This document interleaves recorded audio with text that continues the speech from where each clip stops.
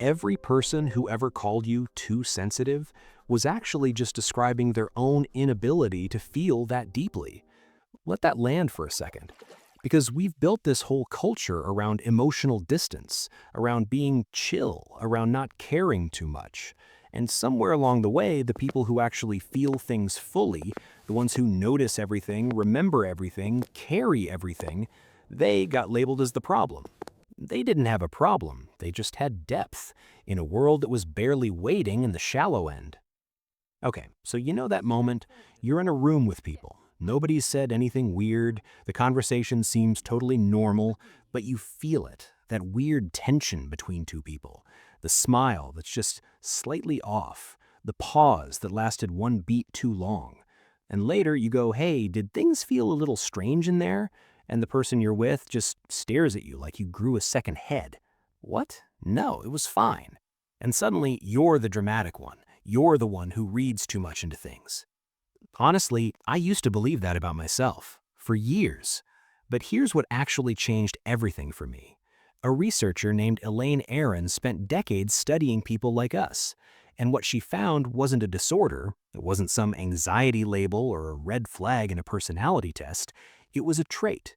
She called it sensory processing sensitivity. And what it basically means is your nervous system is tuned to a frequency most people can't even hear. You're not reading too much into things, you're just reading. While everyone else skimmed the headline, you read the whole article, twice, and then thought about it in the shower at 11 p.m. And here's the part that gets me. Psychology actually shows that people who process experiences this deeply tend to have higher emotional intelligence, stronger empathy, more nuanced thinking. You don't just see the picture, you see the brushstrokes. That's not a weakness, that's data. And you've been quietly collecting it your whole life while people told you to calm down. Can I tell you something embarrassing? I cried once at a paper towel commercial. Not like a tear, full on had to pretend I needed a glass of water situation. Because the dad in the commercial was cleaning up a mess his kid made and he was laughing instead of being angry. And something about it just hit me in a way I couldn't explain. And if you've ever had to say, I have something in my eye, when you definitely, absolutely did not have something in your eye, you know exactly what I'm talking about. Here's the thing though, that moment, that shrinking, that hiding, that's not proof that you feel too much. That's proof you've been in the wrong rooms. Big difference. Okay, so let's talk about what's actually happening in your brain, because this is where it gets genuinely interesting. Psychology shows that highly sensitive people tend to have a more reactive amygdala. Now, don't let the science word scare you off. All that means is the part of your brain that processes meaning and emotion, it's running at a higher voltage than most people's. Your brain doesn't just notice things, it assigns weight to things. It finds significance in the small stuff, which is why you can walk into a loud party and feel completely drained in like 20 minutes, while your friend is somehow getting more energized. Which is why you hear a slightly sharp tone in someone's voice and carry it around for the rest of the day, quietly wondering if you did something wrong. Which is why you replay conversations. And I know, everyone tells you to stop doing that. Just let it go, stop overthinking.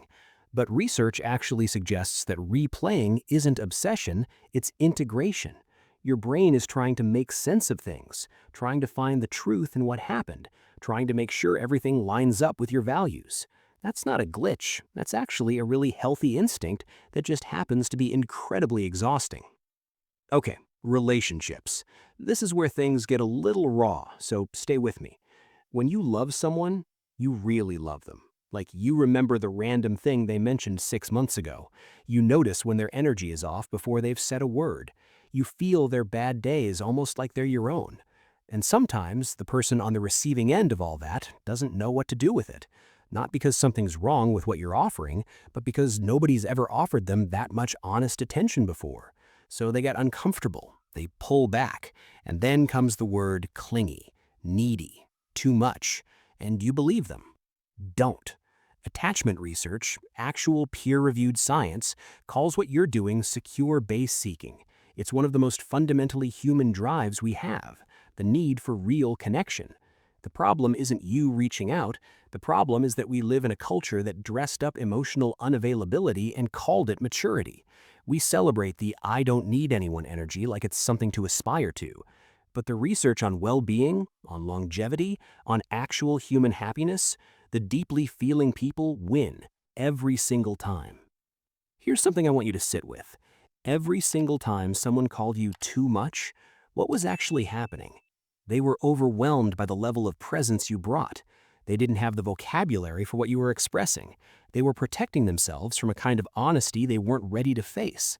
None of that is your fault. And none of it is a verdict on your worth. There's this quiet grief, right? The grief of spending years believing you're broken in the exact place where you're most whole. The years of shrinking, of editing yourself, of apologizing for how much you care, and then apologizing for the apology. And here's the part that really got me when I found this. Research in self-concept and identity shows that suppressing your core emotional traits, actively trying to be less of who you are, is one of the strongest predictors of long-term anxiety and low self-worth. Let me say that differently. The thing you've been doing to cope, the shrinking, it's actually making things worse. The cure and the wound are the same thing. So what do you actually do? You don't fix yourself. There's nothing to fix. But you do start paying attention to a different thing. You start noticing every time you apologize for caring, and you ask yourself, wait, what exactly am I apologizing for? You start telling the difference between someone who's overwhelmed by your depth and someone who actually thinks less of you for it. Those aren't the same person, and they don't deserve the same response from you. You start finding, or honestly just building, the rooms where your full self isn't just tolerated, where it's actually wanted. Because those rooms exist, those people exist. And you also, and this part matters, you give yourself permission to rest. Feeling everything deeply costs something. Loss hits harder. Disappointment goes deeper. Disconnection actually hurts physically. That's real. Your nervous system is doing more work than most people's. It needs recovery, not retreat, recovery. The way a marathon runner still has to sleep. Look, what you carry isn't drama. It isn't immaturity. It isn't something to manage or medicate or apologize for. It's depth. It's the ability to be fully, genuinely present in a world that's mostly just scrolling past itself. It's the capacity to love with your whole chest and actually mean it. It's the kind of mind that notices what others skip, feels what others deflect, and remembers what everyone else forgets. You're not processing too much. You're processing what most people quietly agreed to ignore, and that takes a kind of courage they'll probably never give you credit for. The world needs people who feel things fully, genuinely. It needs people who ask why, who sit with the uncomfortable stuff instead of just flipping to the next thing, who refuse to be completely numbed out by all the noise. It needs you, as you actually are, not the edited, smaller, easier version of you, the real one. So if this found you on a hard day, or just one of those days where you're tired of shrinking, let this be a quiet reminder. You were never the problem. You were always the signal. If something in this video made you feel a little less alone, that's exactly why this channel exists. There's more where this came from, more of this kind of conversation, more ways to understand how your mind actually works. Subscribe if you want to keep going, not because you need to be fixed, but because you deserve to be understood.